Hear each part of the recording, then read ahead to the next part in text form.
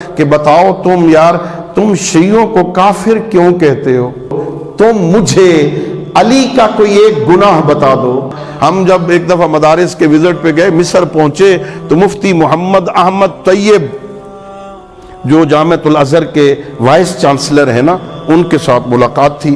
اس میں ظاہر تمام اہل سنت علماء بھی تھے، شیعوں اور مولویوں میں سے میں ایک تھا، اور بھی ہمارے ساتھ وہ ثاقب اکبر صاحب بھی تھے اور ایک اور شخص بھی تھا، اور مفتی منیب الرحمان اور محمد حنیف جلندھری صاحب، قاری یاسین ظفر صاحب۔ وفاق المدارس کا دورہ تھا، مدارس کا وزٹ کر رہے تھے۔ جب وہاں پہنچے مفتی محمد احمد طیب کے پاس، جامعۃ الازہر کے وائس چانسلر کے پاس، بیٹھتے ہی سوال و سلام دعا کے بعد پوچھا کتنے مدارس، تھوڑی سی بات ہونے کے بعد ایسے ہی اس نے اپنی طرف سے سوال مطرح کر دیا کہ بتاؤ تم یار تم شیعوں کو کافر کیوں کہتے ہو؟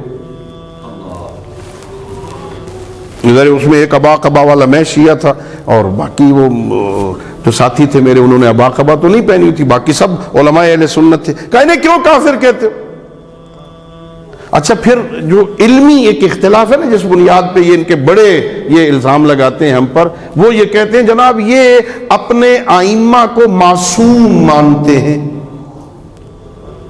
عصمت خاصہ نبوت ہے، نبیوں کے علاوہ کوئی معصوم نہیں ہوتا، یہ اپنے ائمہ کو معصوم مانتے ہیں اس لیے ان کو کافر کہتے ہیں۔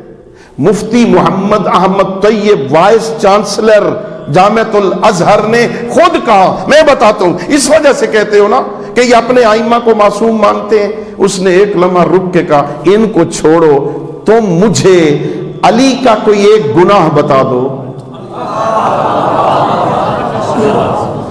معصوم کسے کہتے ہیں؟ جو اللہ رب العزت کی نافرمانی نہیں کر رہا نا، نہیں کی اس نے نافرمانی، کہا ایک گناہ بتاؤ، ایک نافرمانی بتاؤ جو علی نے اپنی زندگی میں اپنے رب کی ہو۔